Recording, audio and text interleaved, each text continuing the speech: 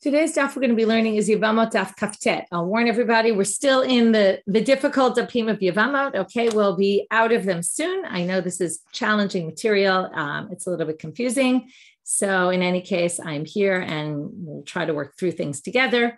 So, not to worry. And in general, just so to give you a little bit of encouragement, right? Remember that the best things that we can gain from here are general concepts, right? Like, for example, in the last number of dapim, we've been learning a lot, and we're going to continue to learn about achot zekukato, right? When you have two sisters that are supposed to do yibum with the same person, right? Achot chalutzato. If you do chalitza with one, then it means you can't actually do yibum with her sister, right? We had all these different concepts that we're going to see over and over. So even without getting all the details, we have concepts that we take with us.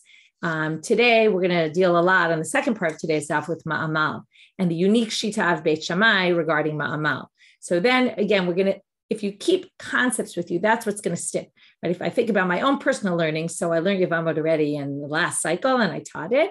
And I certainly don't remember when I go back to these sugyot, all the details, but I do remember concepts that come out of it. And that's the part that really sticks with you.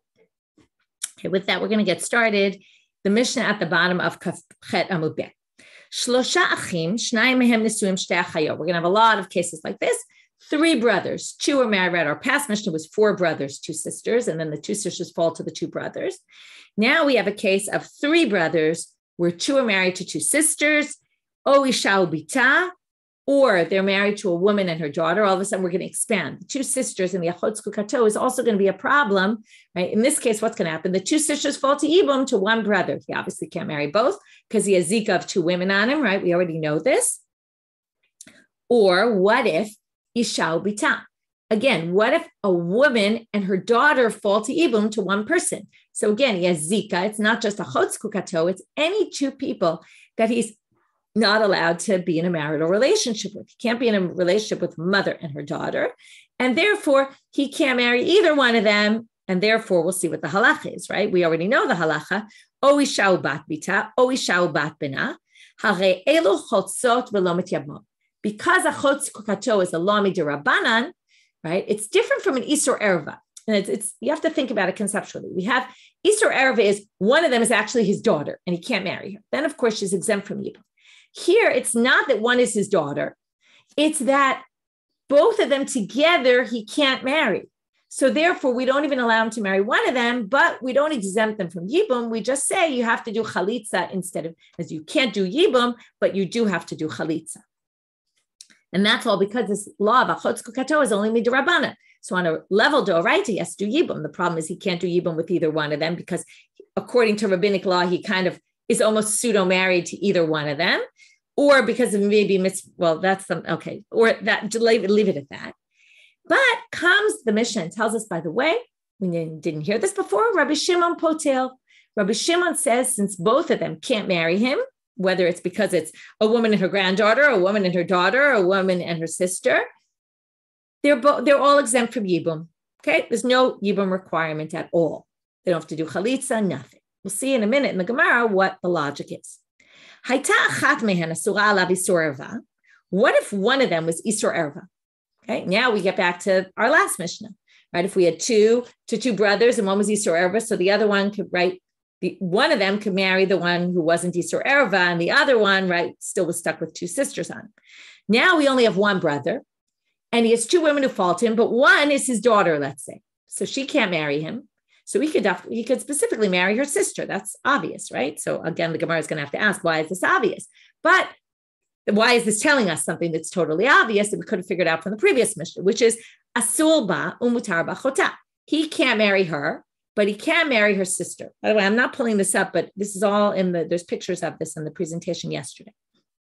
It wasn't so complicated, so I figured we didn't need the presentation today.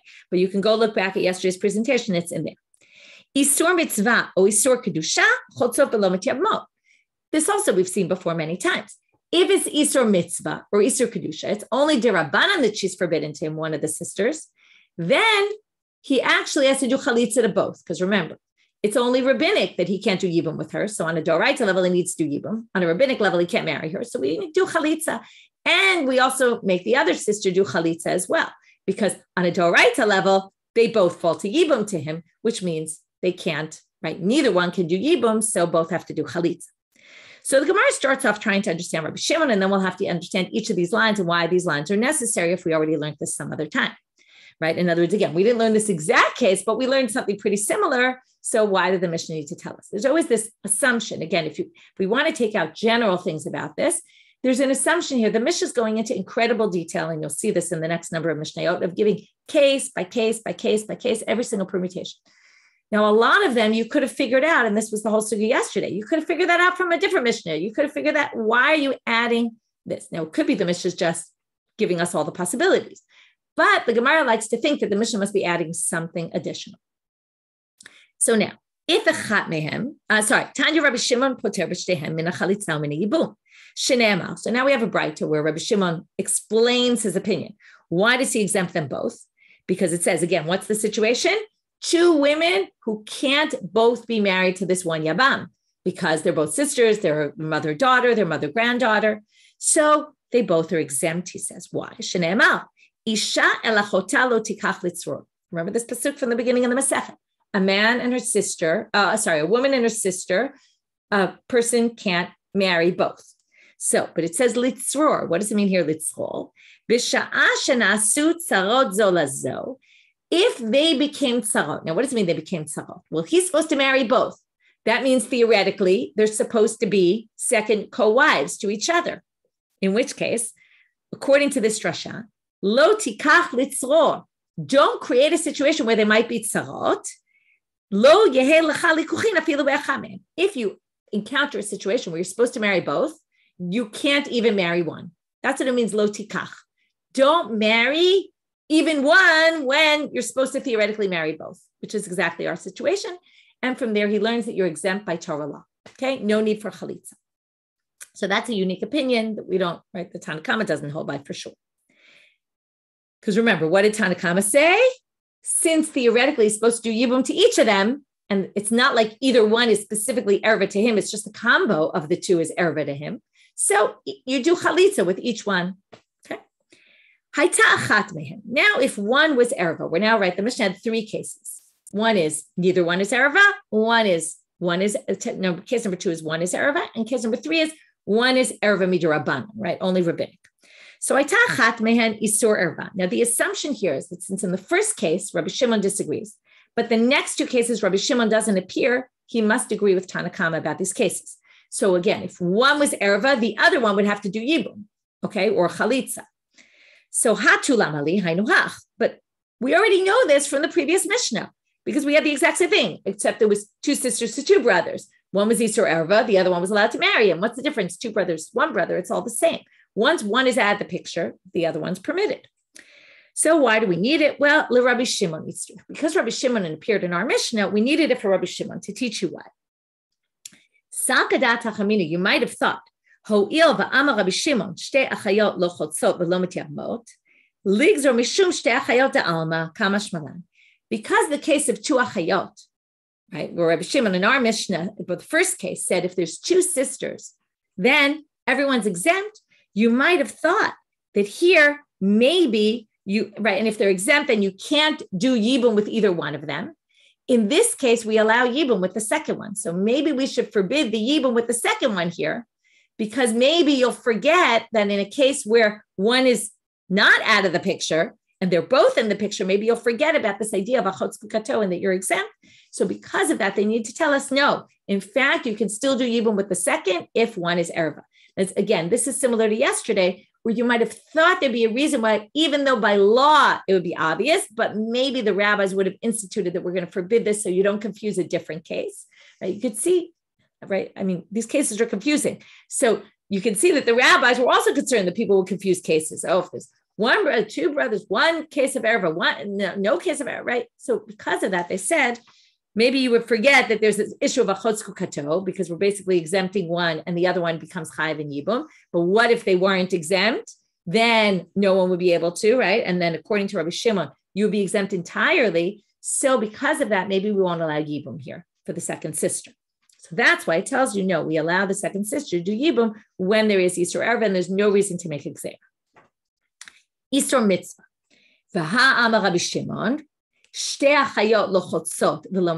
now at the top of our daf. Okay, we had to finish up the Mishnah from yesterday, starting now at the top of Kaftet Amud Aleph.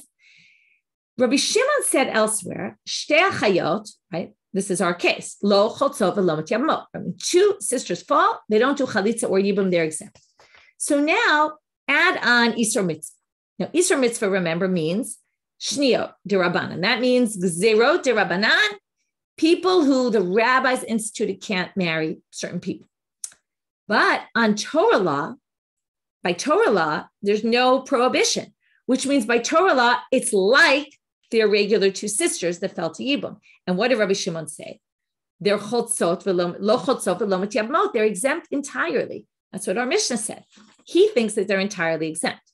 So now, why in Isur Mitzvah do we say if one is Isur Mitzvah, right, everyone does chalitza and not Yibum? Theoretically, on a Torah level, they shouldn't need chalitza at all. So they say, Gzera mishum Isur Mitzvah da'alma. It's because if we don't make her do chalitza here, now, do you remember the case of regular Isur Mitzvah? This was the whole Mishnah when we got to all the details of who's shniyot and all that.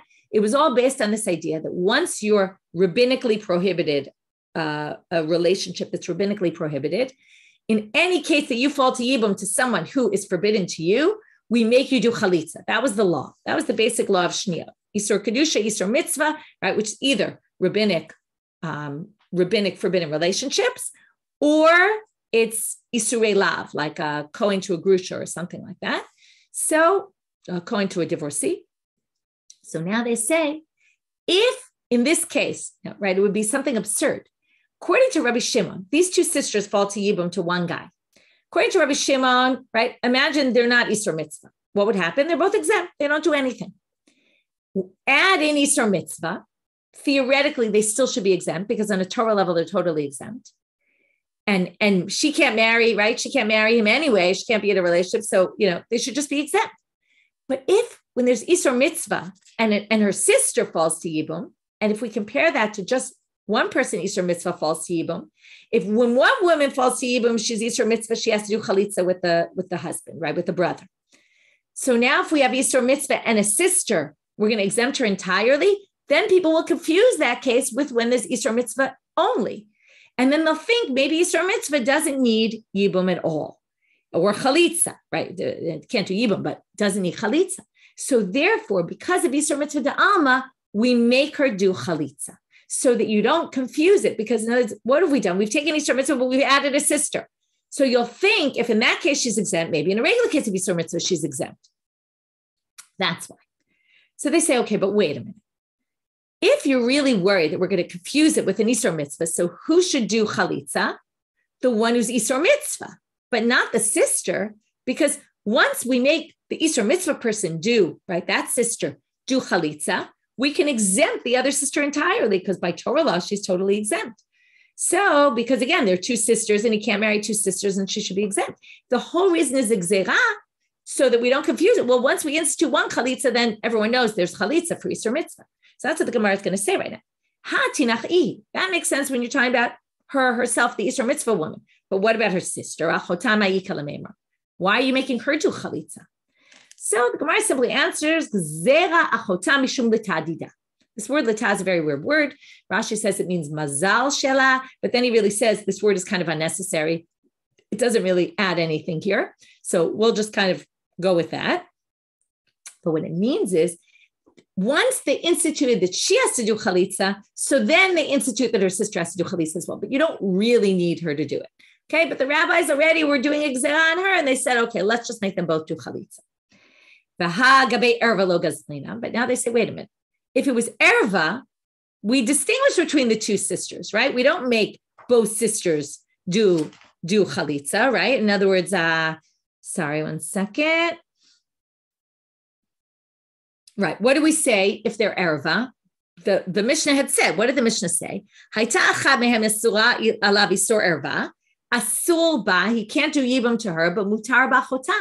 He could do yibum with her sister. So here we see when it's erva, we distinguish between her and her sister. So why can't we distinguish in this case, right? The assumption is in order to create less confusion, we just give them the same law. And they both do chalitza. But if we want to just give them the same law to minimize confusion, In the Erva case, we don't give them the same law. In the Erva case, remember, two sisters fall to one brother. One is Erva. We say, okay, you're out of the picture. The other one can do Yibum if she wants. Why aren't we go to there on Achota? So they say, no, you can't compare Erva and Isur Mitzvah. Why? Shani Erva de Migmar Gemire La Inashe, the Kala Itla. Everybody knows which arayot or asur by Torah law. This is a classic example of rabbinic law sometimes needs more strengthening, right? Sometimes it appears in the words, Chachamim asu chizuk lidivreihem yoter mishel Torah, right? They strengthen their words more than the Torah because there was a concern that people weren't going to know what they were. So that's why in an Isur Mitzvah case, if we're going to be gozer on her, we're going to be gozer on her sister as well. Her sister's going to have to do the same thing. But in Erva, we say kala itle. Kala itle means word gets around. Everybody knows about it. So there's no reason to worry if we're distinguishing between her and her sister. She, of course, is exempt because everybody knows if someone's daughter falls to Yibum to their father, everybody knows that a daughter can't marry their father. But not everybody knows about all sorts of more distant relatives, right, that they're forbidden, right? Like sometimes you see two first cousins marry each other, right? Who remembers? Oh, first cousins can, but not, right? Like who can, who can't. It's very confusing once you get into the rabbinic realm, which are allowed, which are not. So there we have to be much more careful and we have to institute more gezerot to protect what the rabbis instituted. Okay, that's the end of that Mishnah. Now we're moving on to a new case. From here, we're going to get into ma'amal. Okay, so here, let me share my presentation.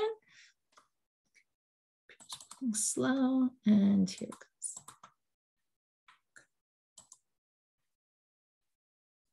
Okay, now we're going to start with a new Mishnah. Again, a three-brother case. Okay, we have three brothers married to shlosha achim, shnayim nisuim shtei achayot.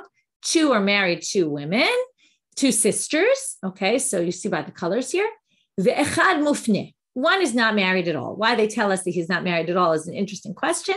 Maybe you'll see from the end of the Mishnah, the way they talk about him, and maybe then you'll understand why they say he's not married. But it's not really super significant whether he's married or not, because he can always take on more wives. Meit echami ba'alei achayot. Okay, so Reuven dies. Okay, Reuven's married to Yael, he dies. Now, what happens? Asaba mufne ma'amar. Levi now does ma'amar with Yael. And this is why we're going to deal with ma'amar today. That's going to be our topic. And we're going to see a very famous machloka Beit Shammai Beit Hillel, and we're going to try to understand. It's interesting because even though we don't hold like Beit Shammai in general, the whole sugya today is going to try to understand Beit Shammai's approach here. So the one who's unmarried, the third brother, does ma'amar with Yael. V'achar kach meit achiv hasheni. Now Shimon dies. Now what's the issue? Chana, Shimon's wife, who's Yael's sister, falls to Yibum to Levi. Now the problem is that Levi is, I could say, somewhat married to her sister, right? He's not exactly married because he did ma'amar. Let's remind everybody what ma'amar is. Ma'amar is rabbinic institution. Remember, Yibum is Yevamot yavo aleha. He could just have relations with her, even against her will. Came the rabbis and they instituted ma'amar, that we should have some ceremony that's like kiddushin. Okay, where kiddushin is really engagement. Erusin and kiddushin are synonymous. So if I use them interchangeably in the Gemara, it's going to also sometimes talk about it as erusin, sometimes kiddushin. So it's all the same, which again, we do under the chuppah. You should just know that kiddushin requires divorce. Okay, that's important to know. And therefore, we're going to see that ma'amar requires divorce as well. Okay, because you're already somewhat married. So let's say nowadays it wouldn't be so relevant, but let's say in the middle of the chuppah ceremony, after you did the birkat erusin, then they decide they don't want to be married. So you would need a divorce, okay? If you did it after you got engaged before the wedding, right, which our engagement is not halachic engagement, so you wouldn't need a get. But after the birkat kiddushin erusin, then you would need it. So now, what happens now? So Levi already did ma'amar with Yael, and now Chana falls to Yibum. So theoretically, he can't marry either one of them, right? So the question is, how strong is this ma'amar? Beit Shammai Yomrim, Ishto Imo. Beit Shammai says, Levi and Yael already did ma'amar. It's like they're married. She can stay with him. And Chana came later. Okay. She's a classic case of, I'm married to your sister, even though he wasn't really married. But I'm married to your sister, so I can't marry you. So she's exempt from Yibum. Okay, that's how Beit Shammai views it. Beit Hillel Omrim, Motzi et Ishto beget ubechalitza. Yael, who Levi did ma'amar with, is going to need both a get to get rid of the ma'amar But that's not enough to get rid of the Yibum. She's still chayiv in Yibum from Reuven because she never fulfilled that. So he has to do chalitza to get rid of the Yibum. And right, he can't do Yibum once he divorces her. And also the problem is he's now got the zika of two women on, 2 sisters. So he can't marry either one of them. And eshet achiv b'chalitza. And the other one just needs chalitza. She doesn't need more than that. And that's what he has to do. He has to do Yibum to one and chalitza to the other 2. So now we're going to have to understand this. And the last thing the Gemara says is, Zoe shambru oilo alishto oilo al eshet achiv. This is why maybe they called him Mufna in the beginning. This poor guy, he wasn't married. All of a sudden, he had this great opportunity for marriage, right? First with one sister, right? Then with another. Now they say, oilo, that his wife that he wanted to marry, he can't stay married to her. And oilo al eshet achiv, and woe to him because now he can't marry either his sister's, his wife's sister.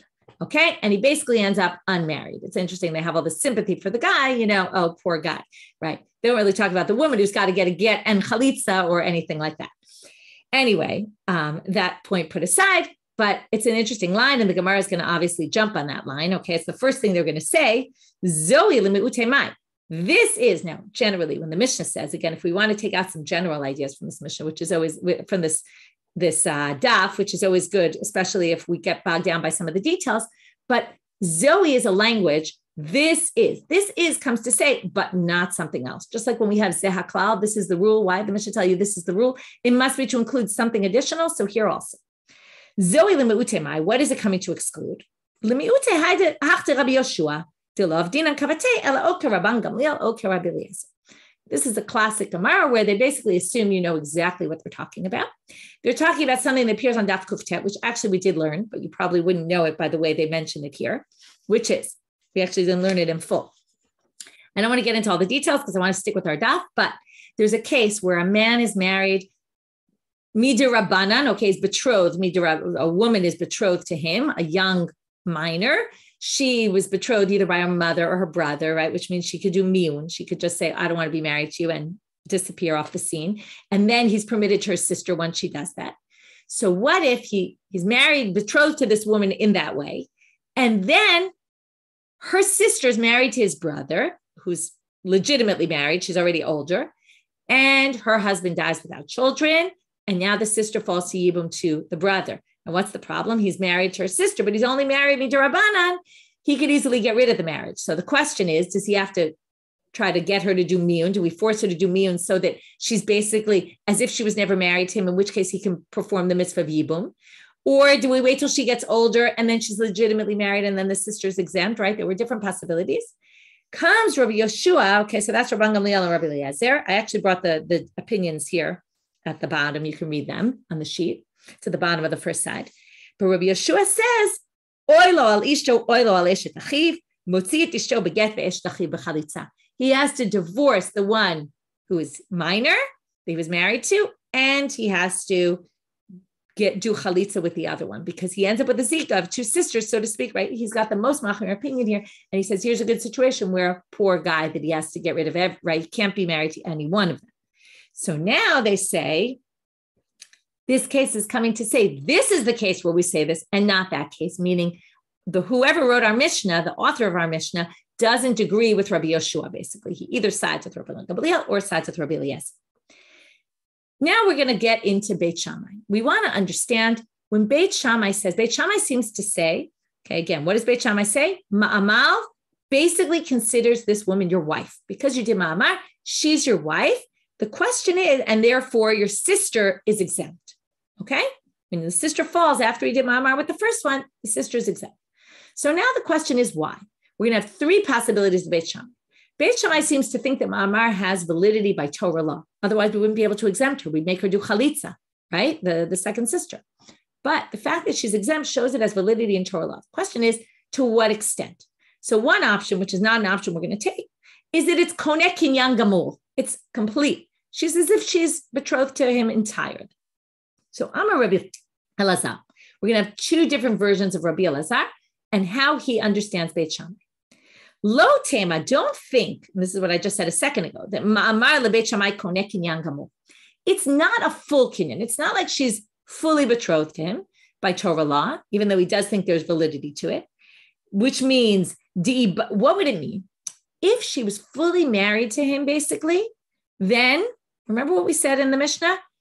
According to Beit Hillel anyway, right? What if he doesn't want to stay married to her, what does he have to do? Get and chalitza. Okay?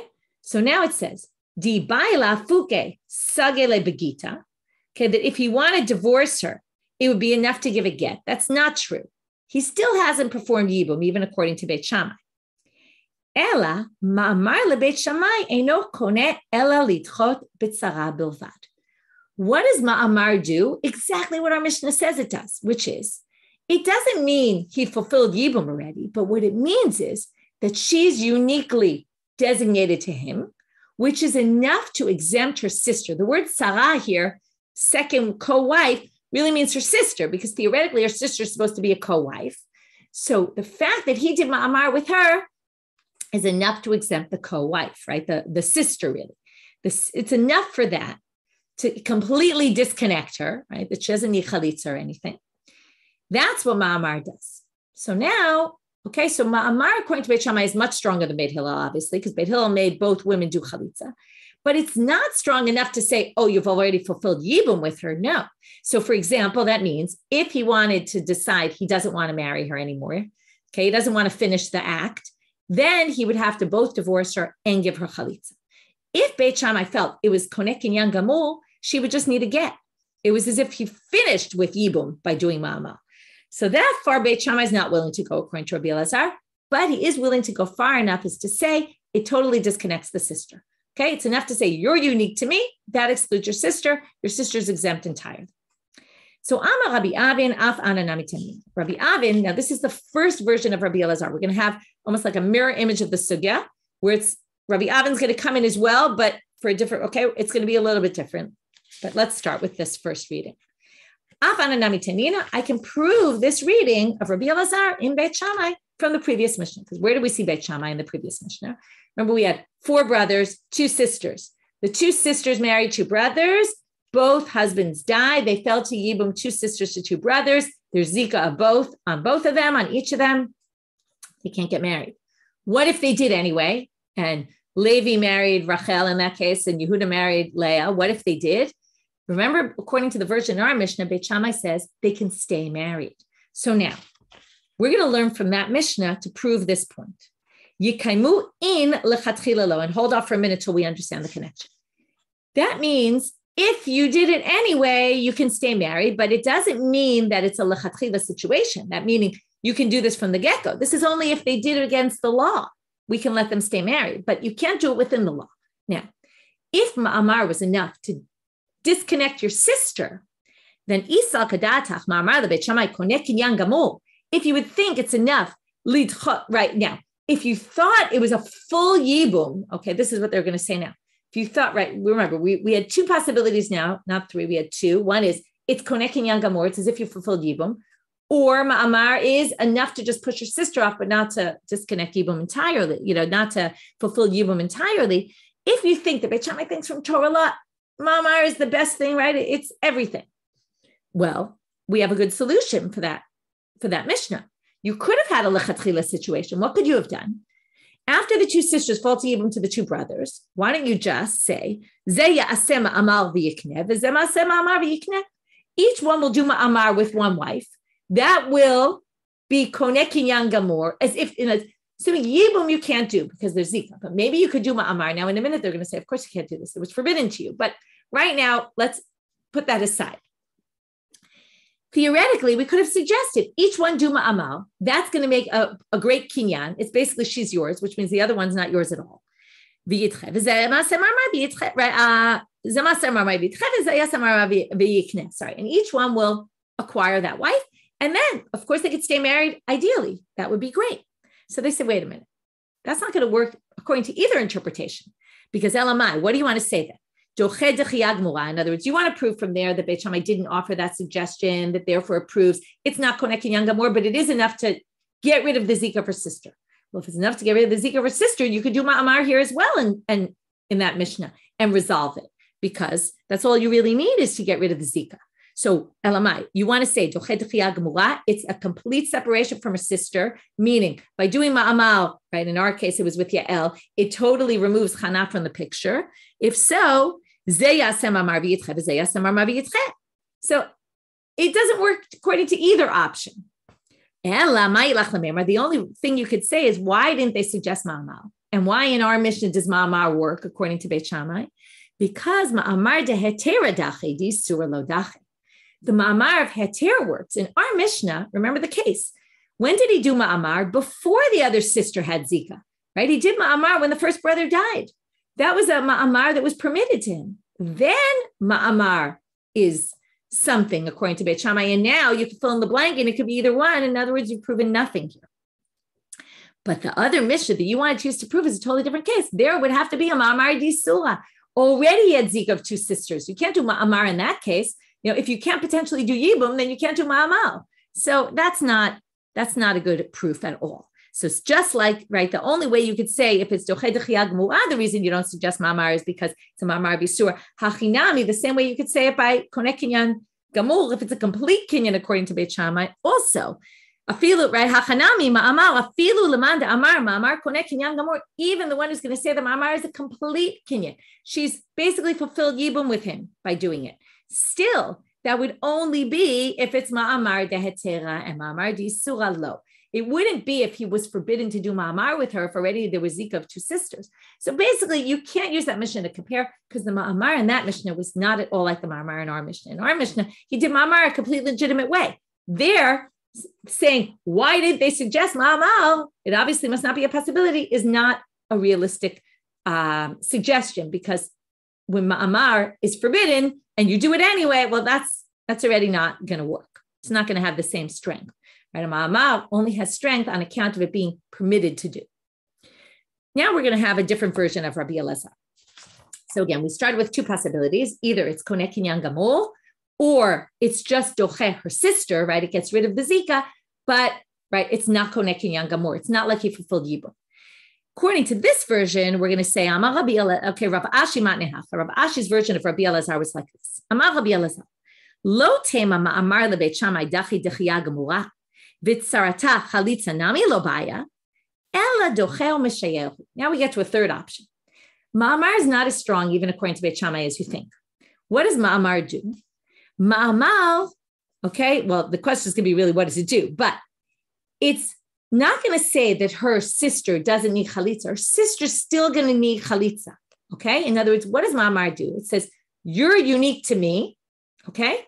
But your sister is still somewhat connected, okay? So it's not as strong as to be what we thought in the first version. It's definitely not koneh kinyan gamur. That's not even a possibility. Here we're saying it's not even d'chiyah gemura. Okay, we have a scale here. We have partial pushing off of the other sister, full pushing off of the other sister, and complete yibum. Okay, it's as if you did yibum. So we're definitely off the third possibility. Here he's saying it's not even the second possibility.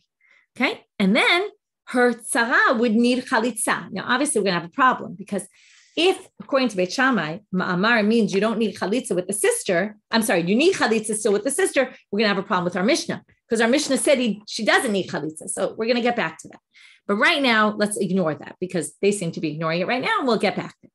So Amar Rabbi Avin Afan and he says, I'll prove it to you from that Mishnah in Kaf Vav again, because again, these are two versions. So each version is going to have him using that as his proof. It's just a matter of how he uses it as proof.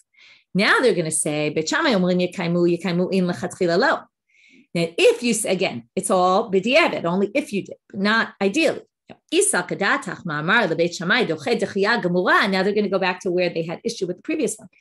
If you're going to say that it's a complete separation from the sister, why don't you say we're going to say basically that Mishnah proves that it's not doche d'chiyah gemura, because if it was, that would have been a good solution. Now here they don't come say, oh, well, it was hetera, isura, difference. No, they just say, oh, this is your proof. Okay, because there, if really it would disconnect the sister from the Zika, then we could have used that in the previous Mishnah. Now they say, but wait, what about our Mishnah?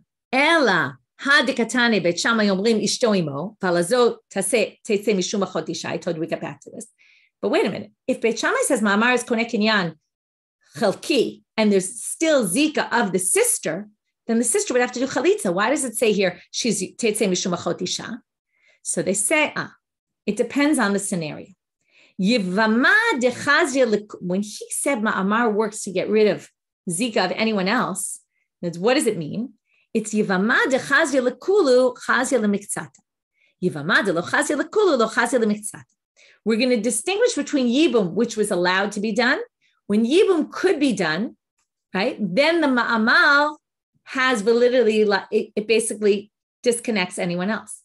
But in this case, because there were two sisters and the ma'amar was only partial, it wasn't enough to get rid of the sister, because that's not a yibum, right? Dechazia lekulu. It wasn't a yibum. He couldn't have done yibum with all of them, because he couldn't have done yibum with the sister. So therefore, the ma'amar is not enough it's enough to get rid of her Zika. Okay, so Yevamot dechazia lekulu. Right, 1 second. I have this perfectly right. Right, so what about that case?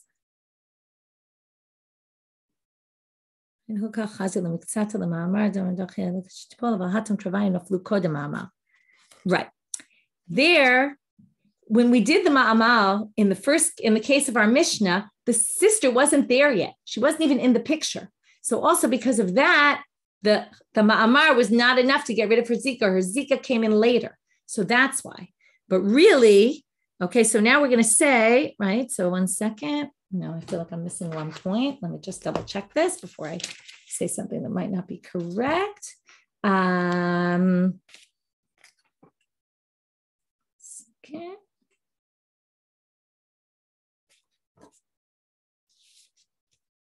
Oh, that's why I got confused. Okay, my confusion. I made a mistake. They reject already. I forgot where the flow was going. Means we have a problem with the second version of Rabbi Elazar, and we reject Rabbi Elazar. That's the end of that section. We basically rejected Rabbi Elazar. This next line is coming to explain something else. That's why I got confused.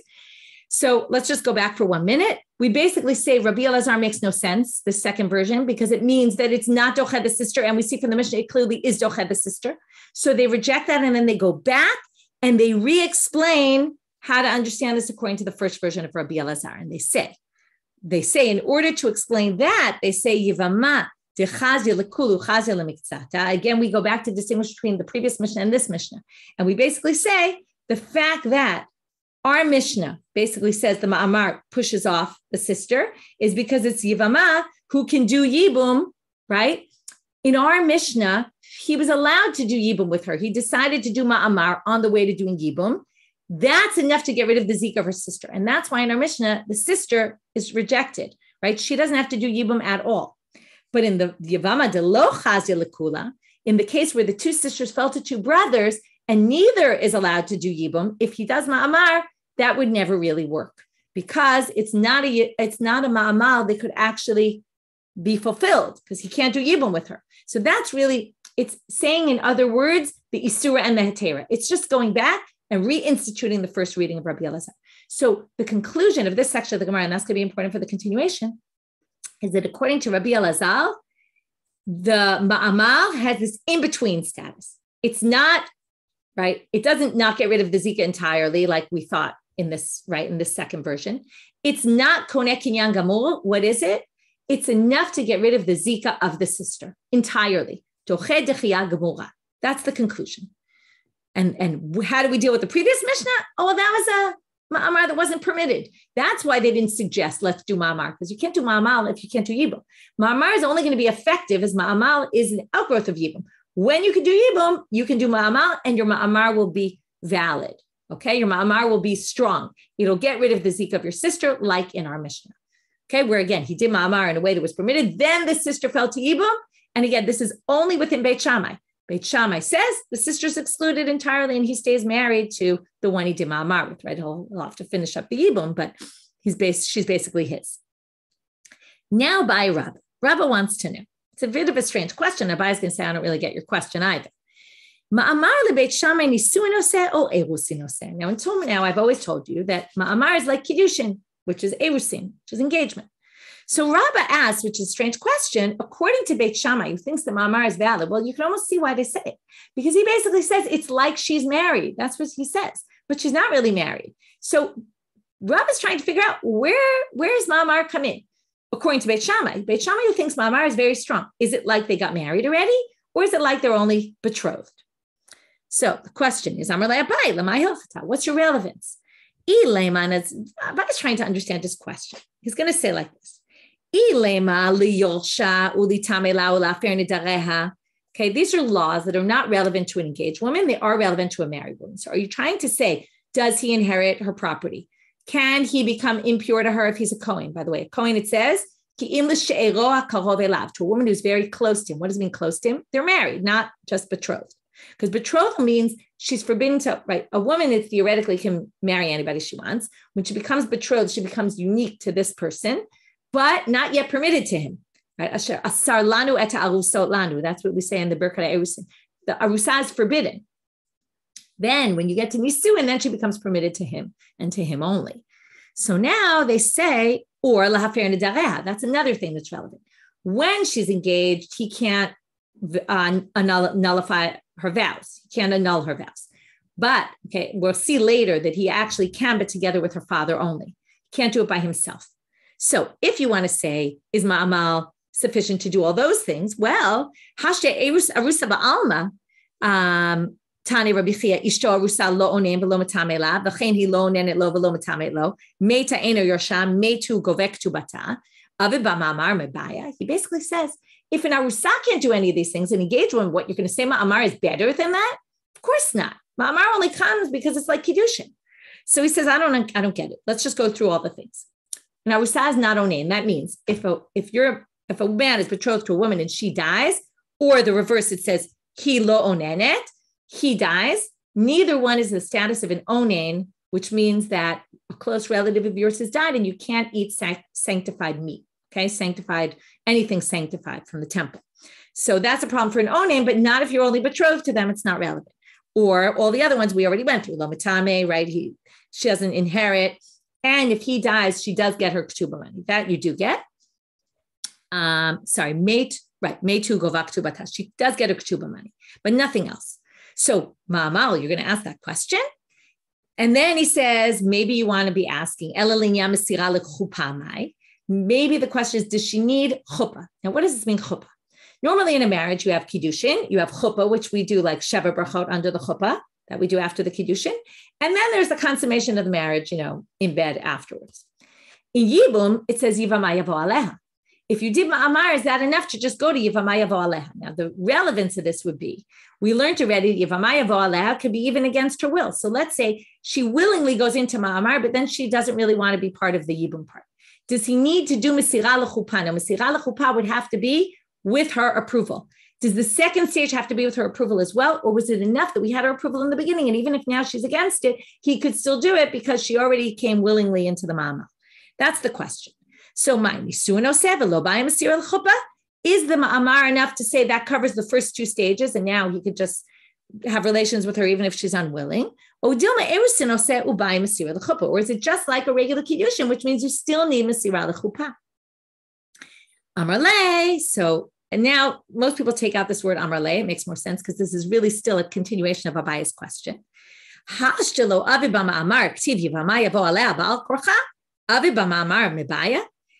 Even without ma'amar, he could do yibum against her will. It's true the rabbis instituted ma'amar so that he won't do it against her will, but theoretically he could. So if she did ma'amar, what, we're going to make another stage where she has to be willing? No, it seems like once she's willing in the first stage, you shouldn't need it later. To which Rabbi answers, Amarle, Shani Omel, Kolo Sebim Ma'amar Bibimto, Parcha Mimenu Zikat Yevamim, Dechala Ale Zikat Erusim. And then what he says is it's almost like there's two tracks. I agree with you that Yevamot yavo aleha by Torah law, but that's if he doesn't do ma'amar. Once he does ma'amar, are we entering a track that then you're going to have her approval for the whole way, and she'll need knisa l'chupah before he just has relations with her. That's what I want to know. So now comes the attempt to answer, which we're not going to really succeed in. We're going to connect back in the end to Rabbi Elazar. Tashma, shomeret yabam, bein yabam achad, bein shnei yevamim. Okay, now we're going to have this three-way machloket. If a woman is false to yibum to someone, what's her connection to that person? How much does she have zika or not? right? Now, what if she falls to two people? So Rabbi Eliezer comes and says, Ben Yavam Echad Ben Shnei Yevamim, and the halacha here is about, is she connected to him enough that he can annul her vows? Rabbi Eliezer Omer Yafel, he can annul her vows. Remember, the laws by Torah are a father can annul the vows or a husband. So once she's already even just Shomer Yabam, doesn't matter if there's one or two, where, remember, if there's two Yevamim, we don't know which one is really going to end up being her husband.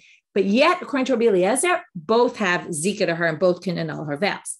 Rabbi Yoshua Omer, only if there's one Yabam, then he can annul her vows because he's obviously the one who's going to do Yibum with her. The other one, right, if there's two of them, then we don't know which one and no one can annul her vows. Rabbi Akiva Omer, Rabbi Akiva thinks none of them can annul her vows. So now what does that have to do with our case? Let's see. They asked, Bishlama Rabbi Akiva, he makes sense. He thinks there's no zika. That's why he can annul her vows.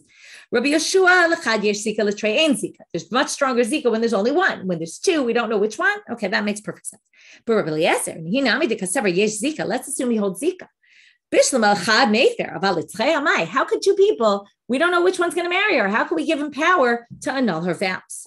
To which they answer, Amar Rabbi Ami, this opinion must be, Rabbi Eliezer must be Beit Shammai, and a case where he did ma'amal. And that's why he can annul her vows. Now, what do you see here? So again, is this going to be Nisuin or Erusin? We just said, from Erusin, you can annul vows. This shows that it's like Nisuin. That's where we see, that's an answer to Rabba's question. Now they say, wait a minute. How do we know this? You need a father and a husband. It's not enough that the husband annul if they're just engaged. So here you see, ma'amal, according to Beit Shammai, the way to understand Rabbi Eliezer is nisuin. Comes Rav Nachman Bar Yitzchak and rejects it, says, what are you talking about? My Mefer b'shutafut.